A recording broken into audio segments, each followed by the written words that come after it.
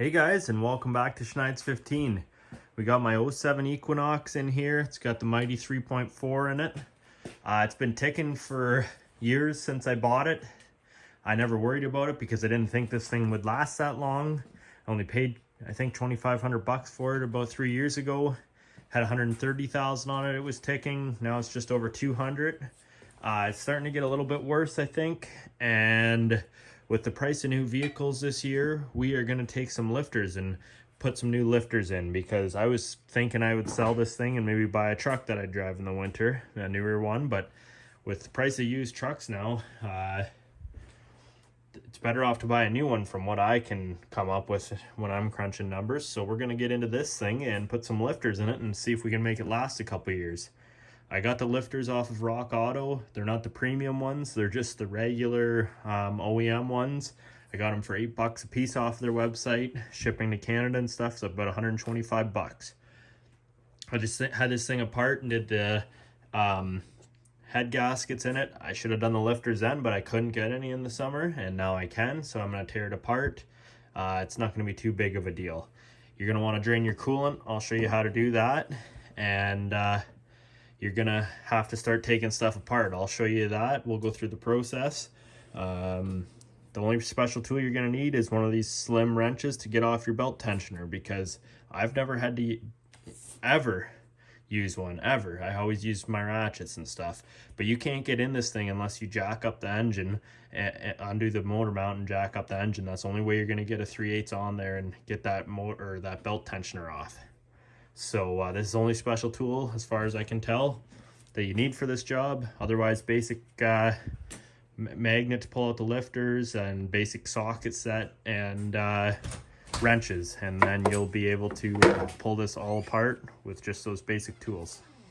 So before we get into the bottom, we'll take off our covers here, our basic stuff. Take off your wiring for your evap here, or your what do we call that, EGR. Set that aside, and then to get off your plastic cover, you're going to take off your oil cap like normal, go until it hits here, and then just keep spinning, and you'll feel this thing give a half turn or whatever. That whole tube will pop out of there. Once you have that out and this wire off, you can yank off your plastic cover. It just pushes in there, and voila, we're in there. Next, take off your intake. 5/16 nut driver will do that, or socket. Pull that off. Pull off your wiring off of it here, and your tube here for your EGR, and then wiring. Then we'll take off our clips right here. There's one there, one hidden in behind here, right there. And I believe that's all. That'll come off then. Pull that off your throttle body or whatever end you want. So that'll come off. I gotta undo that wire, pull out your air filter, and then we're gonna get it to pull another air box. So I've just undone this 10mm bolt. Just give that a hinge. There's a plunger at the front right there where those shove in. Pull those out. Now that our intake's off, we're going to take our wiring and stuff, undo it from here, and just flop it over to the back of the motor. And then we're going to pull off our belt tensioner. So next, down below, get your wrench on here, and you can undo your belt, slide that belt off. And I usually just leave the belt on, because you're going to have to pull off your tensioner and your alternator. And then that's done. And we're pretty well done on this side for now. Alright, so underneath here, you give that screw, the petcock, a half turn or so, and I just shoved a piece of 5/16 hose on it. It's draining here slowly into this bucket, so we'll let it drain, and I just jacked up the car a bit, so drain that out until she's done, and you probably only have to go about halfway down, but we're going to just drain her right out, and then we'll go back up top. With our coolant drained, I have our EGR tube off here. I have a aftermarket bolt in here from when I had this apart last time. That just is 13 mil. I think they're 10 mil factory. I'd suggest either undo it here, here, wherever is rust free, guys, whatever's easiest. Next, what I always do is just mark my spark plug wires just so it's easier to put them back on. I just go from left to right, just like writing 1, 2, 3. I just put 3 marks on them, and just to remind myself, I put those dots on the valve cover. On here you have your 13 mil bolts. You got 3 of them across here, and you got 1 there. You got a stud there for your fuel or for your coolant line pipe going across there, and there's 1 right there. We're gonna need to undo the coolant line here, which I have already undone this one right here, taking the clamp off. I took my vacuum line clamp off. We'll pull that off, and just all this stuff, guys, just pushed to the side. And then on here, my clamp was broken, but you got a clamp here that goes on for your fuel line. You have to relieve pressure of the system. You can either pull the, you can just hit on your Schrader valve here, and that'll let the pressure out before you pull that apart. Anyways, that's off. You got a coolant line right back there to pull off. I just pulled that off. That goes to your heater core. Good time to clean your heater core while you're in here if you got the time. Flush it out with a hose.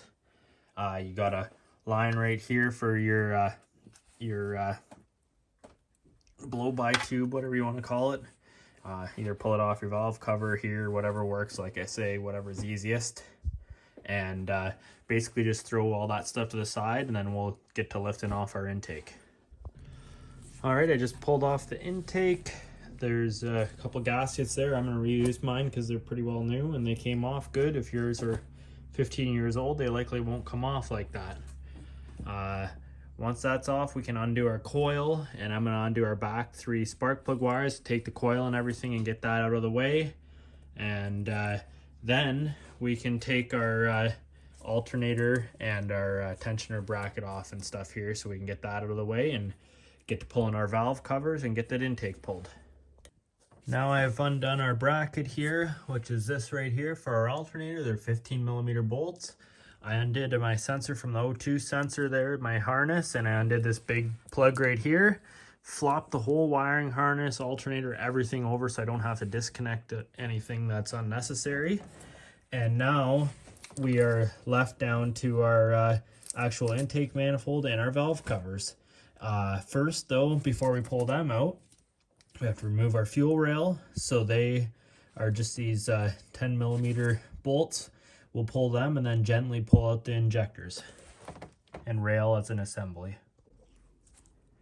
So ideally you want to just pull those 2 bolts and pull your injectors and harness all out together, or leave that whole rail on there, I should say, and pull it out, but I can't get that connector off, so and I'm not sure how to. I'm gonna look on it now, but anyways, so I just flopped it off to the side there, kind of twisted my fuel line there a bit, which I just slopped it there for now. I'm gonna set it off a bit better. But anyways, then your injectors are there. We'll have to put a bit of oil on them and slide our rail back on the way in. So next step, we're gonna take our both of our valve covers off, 4 10mm bolts in each one. Just be gentle and they'll pop right off, front and back. And then we're into pulling off our intake. With our intake off, all accessed with our valve covers off, you have a 10mm bolt here, there, and it's symmetrical. You got 2 on this side also. I pulled them out, put them aside. They're all the same length. Your intake bolts I've already cracked. There's 4 of them. Take those, and then we're ready to lift our intake. There is 1 coolant hose here that you need to pull off. I already pulled it off and just shoved it over here. No coolant is really coming out of these, guys, just so you know. There is 1 more thing right here. There's a coolant pipe coming into here that it just shoves into there. So what I'm gonna do is just loosen the bolt on this bracket here in the head so it can swivel, and then when I pull off the intake, you gotta pull towards yourself and that pipe will slide right out of there. There's just an O-ring in there. I never had to undo that pipe. I just Gave the intake, this moves enough here, this bracket's flexible enough. I just gave it a twist and that came right out. So we're good to go. What I'm going to do is go around to all my push rods now, and what we're going to do, we don't have to take our rocker arms right off. We can just simply remove them. It's an 8mm bolt. Just loosen them off until you have enough slack that you can get this rocker arm to the side. Then we can pull out our push rods. I'll show you how to organize them in a second. With all of our rocker arms removed or loosened, they're fine just to stay just like that. Now what I do is I take this front and rear, punch 6 holes in each side, and remember which way it goes. If you got it like this, you just pull out your arm and you throw that in there just like that. Well, shove it through. Do that to them all and put them in there and you won't mismatch them. Now we take out our lifter retainers, I guess we'll call them. They just have 2 10mm bolts. We're going to set them in order and be sure we don't drop anything into our engine here. There we go. These are kind of like a Bakelite plastic type thing, so just be careful with them, guys. And we're going to take them over. I've just been setting all my parts over here since the lifters will be in there tonight. We're just going to set that right there. We'll do that with both of them. So now we have removed all of our lifters. I'm going to clean up the mating surfaces here quick, and we're just waiting on lifters to install them. All the lifters still feel good, guys, but man, are they ever making noise, a couple of them. So, and I know that it's lifters, so we're going to pull them out and get some new lifters in there and retorque everything down and start putting her back together. They should be here in the mail. They were coming from the States, so they'd be delivered today, so we're just on a waiting game now, but I want to get a head start at it. Because if the parts aren't here, I'm not going to rush, and I'll take my time putting it back together. We finally got our FedEx package in. There's our lifters. They're all oiled up already, which is nice to see. So I'm not going to have to really coat them too much. I got a bit of assembly lube. I'm just going to drizzle on the cams and a little bit in the top before I install the push rods, just because I can. Be fine with regular oil. Anyways, we're just going to plunk those into place. They just slip down in. You'll feel it because if you have them sideways in the cam, the roller won't go like that. It'll naturally want to twist like that. And when you put in your lifter retainers, it'll hold them the correct way with these notches in them. So anyways, we're going to plunk those all into place and throw our trays in and get to reassembly. Right, so we put those lifter trays in the lifters. We torqued them to 89 inch-pounds, which is like, I did it at 8 foot-pounds. Just because they don't have an 8 inch-pounds torque wrench here. Some say 89, some say 106. We Loctited them with blue Loctite just in case. I don't think it's necessary, but since it's internal part, I did. We just tacked everything with a shop towel. There's a piece of it. And now we're going to get to installing our rubber gaskets, our intake manifold gaskets, and our... because they have to go in first before your push rods. So we'll do that. Put our schmutz in there, we'll call it, our RTV, and I'll show you what it looks like after that. Push rods are all torqued in, 124 inch-pounds plus 30 degrees. I put a little bit of silicone in the corners there, just where the intake manifold seals, underneath those, and up in these top corners in here also. So everything's torqued down. We're ready to put our intake manifold on. All right, I just slid the intake down. Your 4 long bolts are in here, 115 inch-pounds. Works out to be roughly 10 foot-pounds, guys, which is probably completely fine because they've changed the torque specs for these over the years. So 10 is fine. Your lower bolts here are 18. There's 4 of them. What I do is I put the front down because this squishes it straight down. The top ones, I should say. And then you do the side ones. So now that that's done, we're going to reconnect our coolant hoses to the intake and any wiring. Then we're going to flop our injectors over into there. And I'm also going to take some oil and squirt it into these holes here for the push rods because they drained out, just so there's some oil in there. I just have a little oil can here. So we'll squirt some into there and then we'll install our valve covers so nothing gets into there when we're putting the rest of the stuff together. With the rail tightened down, just make sure all your injectors can wiggle in there nicely. Get your clips back on, plug them all in order. You got one connector here, don't forget that. You got another connector that goes down in there, don't forget that one either. What I did was went in, don't turn the car on. I guess it probably wouldn't hurt if you turn it over at this point, but just crank it over, or just turn the key to the on position so the fuel pump primes up. It's not necessary, but then you can make sure that this is pressurized and there's no fuel leaks from an O-ring on sideways or something. This wire here will go out the back. I believe I have to have that under. I'll figure that out when I go to throw the top on. But now we're just going to throw on our valve covers, and then we'll get to putting our top intake manifold on and reconnecting everything else. So here I throw on the upper intake manifold. It has 6 bolts up top, torque them to 18 foot-pounds. I also throw on my valve covers there off camera, slide those on, and then we're going to be getting to flopping over our wiring. We got our EGR tube, or our blow-by tube, to put on, our coil, alternator bracket, the belt pulley, the tensioner, all that stuff goes on, and bolt that in for now. And then we're pretty well caught up before we flop our wiring harness over with our alternator and stuff. Just make sure that you've plugged in all your wiring on the way, reconnect your EGR tube. And what I did actually was crank the motor over for a while with the coil disconnected so it wouldn't fire. Get that all done, and then reconnect your coil so it doesn't fire, just to build some oil pressure. And then you throw your air box back on, get to throwing your intake on, and just reconnect all your little wires. There I'm putting the coil wire back on. But yeah, just basically slap everything back together on the top there that was unplugged, and then you're good to start up the engine. Okay, so I threw that top cover on. I just drained the oil. If you want to know how to do an oil change on one of these, I'll put the link in the description, or not the description, it'll pop up above here. And then you can do an oil change if you don't know how. I'm sure you do if you just did this job. But everything's connected, reconnected. Everything seems to be good. I ran it for a while out there